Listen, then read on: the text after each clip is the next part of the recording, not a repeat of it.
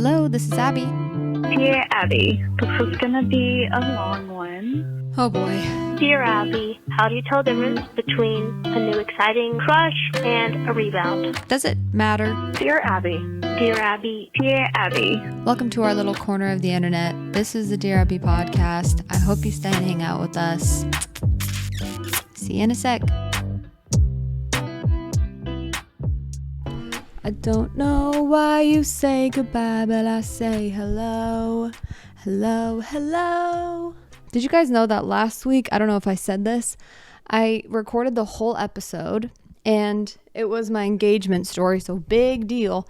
I was recording the episode and apparently I only hit record on my video camera and not my microphone, so I had to redo the entire episode. So a lot of pressure, but it was very interesting to do it all over again. Welcome back to another episode of Dear Abby. First and foremost, I have gotten so much support for my engagement, for my relationship, and I just want to say thank you all so much. Don't worry, I won't spend too much time on this, blah, blah, blah, but I do want to say thank you, and I really appreciate it, and I've also gotten a lot of new people listening to the podcast, so if you're new, welcome to my podcast. I hope you have fun, I hope you can relax, and that it's a nice little break from the craziness of this world.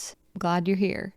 Today's episode, we're going to do dubs and L's, then we're going to talk about something that I had struggled with for a long time, which is cynicism. And not a long time, but there's a chunk of my life. I know I'm young, but there's a chunk of my life where I felt very cynical, and so I wanted to talk about that. And then when you feel cynical, that there is always a choice to start to believe and trust in humanity again, and what that has done in my life and how that has helped me just find immense joy and meaning in my life, because I find myself having the same cynical thoughts. It goes along with a lot of my depressive episodes and also just my depression in general. So I think that this is something that a lot of people probably deal with, and I think I don't ever want my episodes or anything that I talk about, because I talk a lot about improvement, to ever come from a place of judging or that I'm shaming you or myself or anyone, because everyone's imperfect and we're all trying to do the best that we can with what knowledge we have and the understanding we have, and just our weaknesses, and that we self-sabotage and stuff like that. So if you find yourself being really cynical, or if you have certain habits that you're noticing you kind of want to break free of, first step is not to judge yourself, because everyone, I feel like, is cynical at some point in their life. And some people are cynical for a long time and then they change, and some people don't ever want to change, and fair enough. And then we're going to do a Dear Abby after that. I'm so excited. I feel as though these past 2 weeks have been crazy. Anytime I get attention online, this is so silly, but I get a little bit anxious, because I don't know, it's this thing of, I feel like now that maybe more eyes are on me and my relationship, you do feel this weird pressure to change yourself or to act like you are kind of someone that you're not, just to please and not have people leave, I guess, if that makes sense. And I don't want to change myself just because people's eyes are on me and stuff like that. But this is my safe space on my podcast, and you guys are my safe space here, as silly as it is, because it's not like, because comparatively it's absolutely no attention, but that's just always my fear. Maybe it's an OCD thing, but I really don't know. I just don't want to get caught up in everything and then kind of forget who I am and what I like to talk about on here. So anywho, the dubs for this week, I got engaged, but that was kind of my dub from last week. But this week I am starting to plan a wedding, and as much as that is stressful, it's so exciting and it's so fun. It's basically an excuse to just shop chronically for months on end. It doesn't matter exactly what I'm shopping for, as long as I say, oh, it's for the wedding. I could be shopping for shoes. Sure, I might not be looking at wedding shoes, but I'm shopping for shoes, and I'd say, yeah, I just am looking for wedding stuff. And no one bats an eye. They just let you do whatever you want. Yeah, the money part's a little bit stressful, and the budget and, making sure everything's perfect to have a perfect day. But all in all, I'm very excited, very grateful, and I'm just looking forward to creating a little intimate wedding with my family, and it's going to be very small but meaningful. I'm really excited to just plan with my sister and my mom and my friend. She's doing my flower arrangements because she's a florist. I'm grateful for any of the time that I get to spend with any of them to create something fun and meaningful. Yeah, to celebrate my marriage. So that's definitely a dub. And my heart feels very full, even though sometimes it feels depressed, but it still feels full, I guess, as much as it can. And that is fine enough for me for now. The L for this week is I have been seeing a psychiatrist, and I'm on medication for my bipolar depression disorder too. So the hypo bipolar. I am very sensitive to medications. I'm taking below what they normally prescribe as a lowest dose to help with this disorder, and it's helping me plenty. I don't want to feel completely numb on medication. I'd rather have ups and downs than just feeling completely flat, I guess, which I kind of feel a little bit being on these meds for a couple of months now. It is nice because my highs are not as high to where I'm wanting to pick everything up and move to a different location and change my entire life in 24 hours. And then the next day I'm like, that was weird that I thought all that. And I'm grateful my lows aren't as low, where it's not like in the blink of an eye, everything I've ever worked for is crashing. Nobody loves me. But now I still have lows and I still have highs, and I kind of want to keep it that way. But the L is I felt pressure from my psychiatrist to go up to a certain amount, because that's like what's normally prescribed, and I didn't feel comfortable, but I said yes anyways, because they pull like the whole, well, this is what everyone else is doing and this is blah blah blah. But I'm like, I just felt internally like I don't want to do this. I'm happy with where I'm at. I don't want to go higher. But I said yes, and so now I'm going to have to call my doctor again to tell them I don't want to do it, and I don't really care what they say, but it's scary for some reason to do that for me, and I've gotten way better at speaking up for myself, and I don't have a problem doing it for other people, but it's when it's for me that I have a hard time standing up for myself and saying no when I feel pressure. So yeah, I have to call and say, I don't want to do that. I want to stay with where I'm at. If that's not possible, then I'm going to get off of it, because I don't feel comfortable going up that high. I don't think I need it. I just trust myself, and I don't feel like I need that. So old habits die hard. I don't know what that means. Old habits die hard. I don't know. Whatever the saying is. It's hard to break habits. So today I wanted to talk about being cynical and why you should be it. I'm just kidding. No, you should not be cynical. In my experience after having gone through a lot of hard things and thinking of things in my childhood, specifically just how much I missed out on just normal childhood stuff internally, because I was so anxious about just random stuff when I was a little girl all the way through high school until now. And it made me really angry for a long period, as well as my divorce. And so after kind of recognizing, okay, wait, that wasn't fair. That was definitely not fair. And just going through all of these situations from my life that was like, wait, what the heck? Why didn't I stand up for myself? Why didn't I have anyone to defend me? Why didn't I defend myself? Why did I experience this when I was a little girl? Just a lot of like whys. And when people hurt you and do you wrong, you just remember that, and your body remembers that, and it feels more powerful sometimes than when people treat you good. And with that became a lot of cynicism, which is just a belief, and which is a belief that people just don't care about you, and everyone's self-obsessed. Nobody actually really cares about you. No one cares about other people. No one cares about being a good person. No one really cares.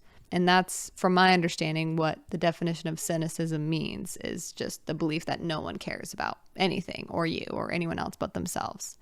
And I definitely fell into that after I experienced a lot of heartache and heartbreak and confusion and really, really unfair things. And when I started to realize that a lot of things that I had experienced when I was younger and in my adulthood, when I thought about how unfair a lot of those things were, it made me really cynical. And I was so mad that it shattered my universe of like, everyone's a good person, there's good in every single person. And I no longer believed that because I saw something other than that in people. So I felt like I was lying to myself to just keep faking like, oh, I just believe that everyone's like a good person and everyone has good in them and all of that stuff. That's kind of the path that I went down. And that was only like 2 years ago. A lot of these thoughts and the cynicism and those types of thoughts were really just in my head and internally. I tried to be very optimistic and kind and everything that I want to feel externally, but I still had a lot of cynicism inside that sometimes kind of poked its head out in certain situations. I think there's a lot to be said on how people can get to a place being really cynical. There's a lot that goes into that, and it's usually a lot of time and a lot of hurt that that person has experienced over and over and over again. It's kind of a fair conclusion to come to at some points in your life when you feel like that's all you're seeing. So this is kind of where my head was at for a while. Was not fun. It was not enjoyable. I was so miserable. I was so angry. I felt like everyone I saw internally, I just felt like you don't care. Like I felt like no one act like they care about me. I know they really don't. I know you don't care about me. So that was kind of what the story in my head was like for a while, until this is so random and I don't even know what was happening that day, but I was getting off of a plane and I was feeling so annoyed and frustrated with the people around me. Again, I don't express this. This is all internal. This is my internal experience. I feel so frustrated with people around me and annoyed. There's a lot of rude people. There's people who are being rude to other people. That's all I could notice, and that's all I could see, because that's all I was focusing on, and that's all I was doing. I was being very self-obsessed and very self-focused and very self-absorbed. And I only cared about how I felt. And I couldn't even see outside of myself. I was stuck in that mindset. So that's how I saw everybody else. And that's all I noticed. So I'm at this point and it felt so easy. Like it feels sometimes so easy to just be so cynical and angry and annoyed and just, you don't believe in the good. You don't believe that you can be good. You don't believe other people can be good. And you just feel like giving up. And it's a miserable way to exist is what I learned. But it feels so easy. And it feels like you can so easily find so much evidence to support this. So the same day I was getting off of the plane, I was walking along kind of like those bridge type walkways where you have to get from the gate all the way to where someone's picking you up. And it's sometimes kind of a long walk. I don't remember which airport I was in, but I was walking for a long time and I felt so angry and annoyed, and I was kind of walking fast. I took a second and I was like, okay, you are being so cynical right now. It was just a months and maybe like almost a year of having this internal experience, this miserable loop of nobody's good. You know, nothing's good. Everything's bad. Everyone's selfish. No one cares about me. And I got so sick of it that day. It kind of reached this peak where I said to myself as I was walking, I slowed down and I told myself, okay, I'm going to be real with you. It is very easy to be cynical. And there is a lot of evidence that can support that people don't care about each other. But if that's what you're going to do, you have to equally put that type of energy and awareness to the opposite end and notice when people do care about being a good person. They do care about being kind to you. They care about smiling as they pass you, just to acknowledge like, hi, I'm a nice person. Are you a nice person? And then you smile saying, hi, I'm safe. I'm nice. You know, even that small of an exchange says a lot about how someone is thinking. And even if it's to appear good, so it's a little bit self-focused, they're still trying to be good, you know? So I decided to put as much energy and focus on the positive things that people do as well as the negative. And my day turned around because I started to notice all the kind little gestures that people did for other people. When I think about how easy it is to be cynical, I always have to turn it around on myself and think, why do I think that nobody cares about anyone else? Is it because I don't really care about anyone else right now? Let's be real. Am I actually really trying to be the best person, the best version of myself, to kind of let go of my ego, of the wanting and needing a million things, and really focus on how other people are feeling, how I can connect better with somebody else, how you can be there to support and be emotionally available for someone else. So when I have a million negative, cynical, woe is me, woe is life type thoughts, I normally take a second now to reflect on how I'm thinking about other people. And normally when I start to look around and really let go and care less about my appearance to other people, care less about how I'm perceived, care less about everything that I have, everything that I want. I feel like after seeing the bad in people, now I see both sides totally, if that makes sense. I see both the good and the bad, but just as real as the bad is, so is the good. And I believe that good conquers all. You know, it's a tale as old as time. I don't know, watch Lord of the Rings. You tell me how that turns out. Sure, a lot of people die and it takes a long time, but the good wins. It can be scary to be believing again because you don't want to get your heart crushed again. It's so scary. It's so scary to be really believing again when you feel like you got crushed last time. And people, it can be in your faith, it can be in anything that you became cynical about and you don't believe anymore. But sometimes it just takes one thought and one action and one decision to start to believe and to soften your heart again and to open up. And when you do that, you are more vulnerable because you are actually being yourself. I don't know if any of this makes sense. It totally makes sense in my head, but I could be so bad at explaining it. When I am more sensitive and open and believing in people and myself and life, I am left a little bit more vulnerable because it's kind of who I actually am and how I actually feel. So when I show that to people, if they do reject me and hurt me, it hurts really, really bad. But I don't think I'd ever give that up for how good it feels to actually be who you are and to believe and be believing versus being cynical. Because as much as it feels like a leap of faith, there are so many people who care about being a good person and who also care about you. Sometimes we just kind of numb ourselves because we're just used to that and everyone else does it. So when you're cynical, you should never judge yourself because so many people are cynical in this world. It's really easy to be. It's a lot harder and it takes a lot more courage, I think. And I'm not just flattering myself because I'm not perfect at this. It takes a lot more courage to be believing and to see the beauty in things and to keep an open heart, and all of this stuff is very scary. 100 times out of 10, it has been worth it for me in my life, at least, to be believing, because it might take a long time, but it's always worth it.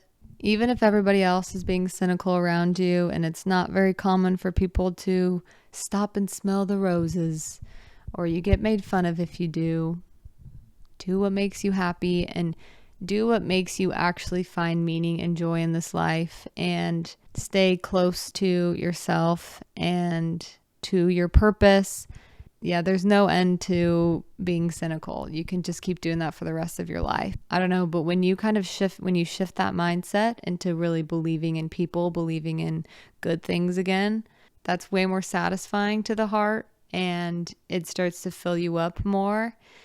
Anyways, hopefully any of that made sense. It can also be scary to be more believing and hopeful again, because you kind of feel stupid if it doesn't work out, you know? It's also kind of a little bit of it's like a pride thing. Like you don't want your pride to be shot when you believe in something and then you find out that it didn't work out for you. But that's kind of the beauty and also the scary part of being someone who believes in good things and who wants to be a good person and create meaning in your life. There's a lot of people who will always tell you that that's stupid. There's a lot of people who will always tell you that you should grow up and all of these things, but I just don't think you ever should. You know, believing and being hopeful and being kind and gentle is not ever a bad thing. And don't let people take that away from you. Don't let people take away your superpower, whatever that is. I've always regretted it when I let other people make me feel stupid for being myself or for being who I am or living the way that I want to live. Okay, let's do a Dear Abby, and then we can end the episode for today. Oh man, I'm tired. There's a song right now that I'm listening to. It goes by the Cat's Eye band that I talked about yesterday, and it goes, touch, touch, touch, touch, touch. Thought about you way too much, much, much, much, much. Never overthinking us. Cause you've been so out of touch. You could have had my love, but you've been so out of touch. Dear Abby, so I have a crazy mother-in-law and I need some advice. So, yeah. Was that it?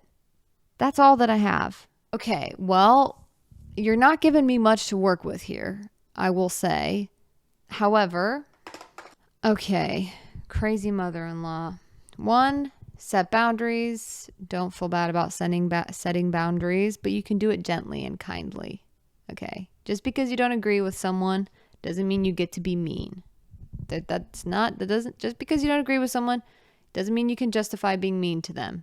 Okay, no, don't be mean to anyone, even if they bug the crap out of you. Even if they're mean to you, just don't do it. It's not worth it. It takes your peace away. Don't be mean, but set boundaries kindly and firmly.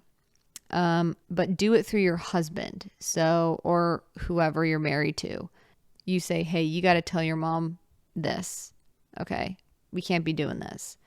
Yeah, don't feel guilty for having to set boundaries if it's like affecting your mental health, actually, and you can't control other people's actions. You can only control your actions. So I always say the best thing you can do with people that you don't agree with is just stay true to yourself, stay true to your values, and behave in such a manner.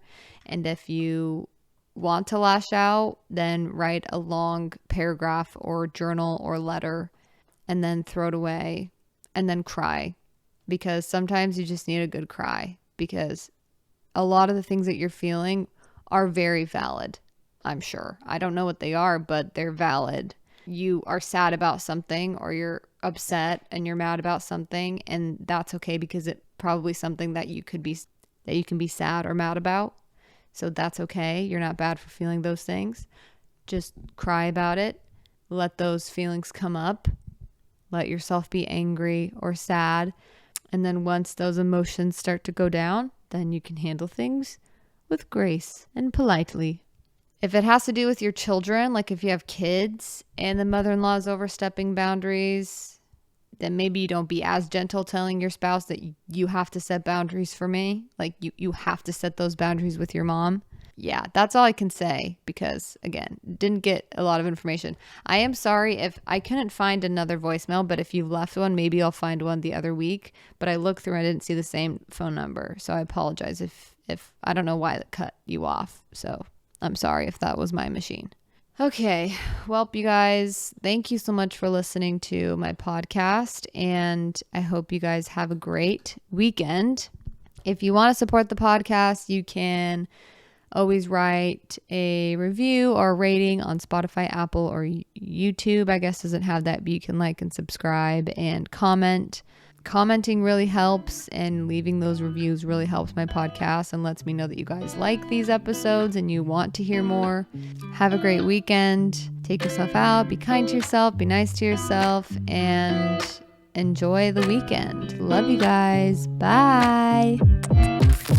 우회전 taking a ride to Jonah Lake 눈치 보면서 들어가 할 때 찾아 나머진